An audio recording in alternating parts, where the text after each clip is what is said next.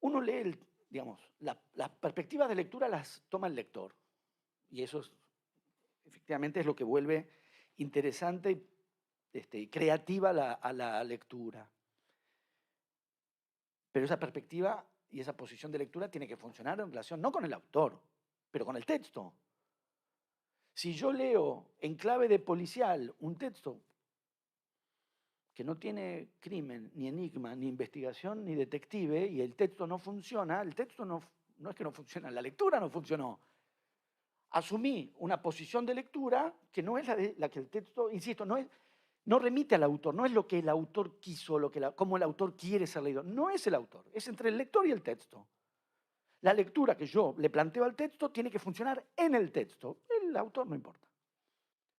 ¿Qué pasa cuando alguien lee como literatura realista un texto que no es realista? Y lo lee como representación directa de la realidad cuando no es una representación directa de la realidad en el sentido de la tradición del realismo social. Va a encontrar fallas, pero que son fallas de lectura, porque está leyendo como realismo un texto que no responde al realismo. Por eso falla, pero falla la lectura. ¿Qué pasa cuando alguien lee algo a lo que yo me resisto especialmente? En términos de una cierta tradición de literatura política, que es la bajada de línea. Esto tiene que ver con leer, no con leer, justamente lo contrario, con entender, explicar. Un cierto imaginario de una cierta tradición política donde el autor es el que entiende, es el que sabe, y le explica al lector que es el que no entiende. Una tradición de lectura explicativa, pedagógica, reveladora. El lector no entiende, el autor, que es una especie de iluminado, o un marxista, entonces, yo soy marxista, pero hay distintos marxismos. Que yo soy marxista, entonces entiendo, vos no entendés, yo te explico. Entonces, leer una novela no explicativa, en clave explicativa, leer como, suponer por lo tanto que cada frase que se dice en la novela, el autor real, o sea, en este caso sería yo, la asume como su propia enunciación, cuando como estábamos conversándolo, todos esos meses tuvieron que ver con inventar una voz de enunciación que no es la mía. De manera que lo que dice el narrador no es lo que pienso yo, no es lo que suscribo yo, porque no es una novela de bajada de línea, porque no estoy poniendo ahí mis ideas. Porque no es que yo entendí y te voy a explicar. Yo pienso en la literatura, llegado el caso, y sobre todo en su relación con la política, como una indagación. Como una indagación. Como un intento de entender. Intento, estoy diciendo además. De entender, no de explicar. Si lo queremos decir rápidamente respecto de, por ejemplo, la dictadura, para mí hay algo muy interesante, que es la pregunta por cómo fue posible. ¿Cómo fue posible? Que es una pregunta que en otro registro, un registro ensayístico, formula Pilar Calveiro en un libro extraordinario que se llama Poder o Desaparición, está editado por Coligüe, y ella plantea cuáles son las condiciones sociales de posibilidad para que existan centros clandestinos de detención en un momento histórico determinado. No habla de culpa, no está echando culpas, está tratando de entender lo que pasó.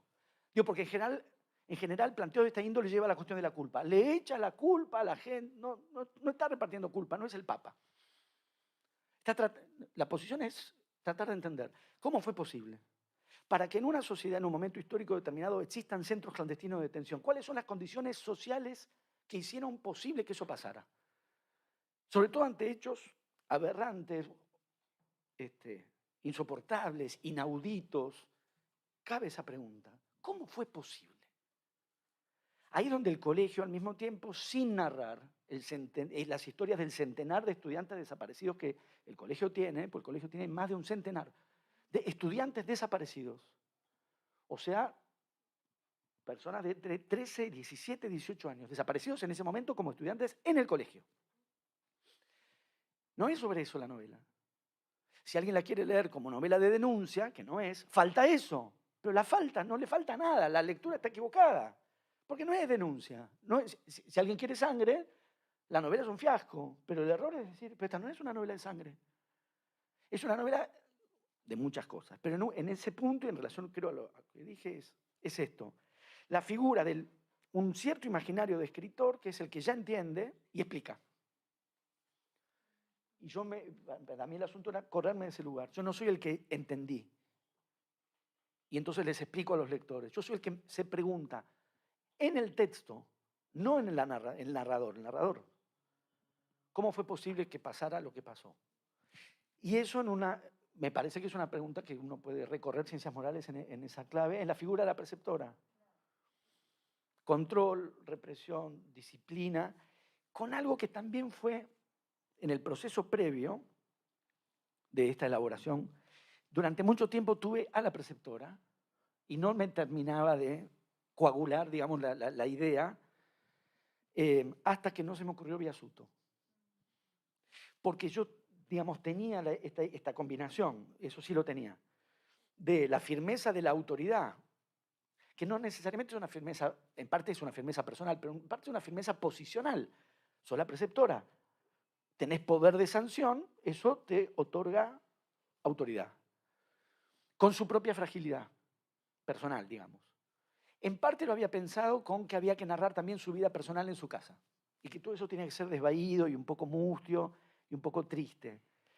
Pero hasta que no advertí que además de ser ella quien ocupaba una posición de poder, también tenía que ser objeto de la supervisión y el poder y el control de otro, o sea que tenía que tener un superior, todavía no arranqué a escribir. Cuando apareció la idea del jefe de preceptores, no, es el jefe de preceptores, entonces ahí sí el personaje pasó a tener estas dos dimensiones. Ejerce el poder, pero a la vez es objeto de poder. Se constituye como autoridad respecto a los estudiantes, pero es objeto de otra autoridad que es la que es Biasuto. Para indagar cómo funcionan estos dispositivos, eso, de control, de poder, indagar, no explicar.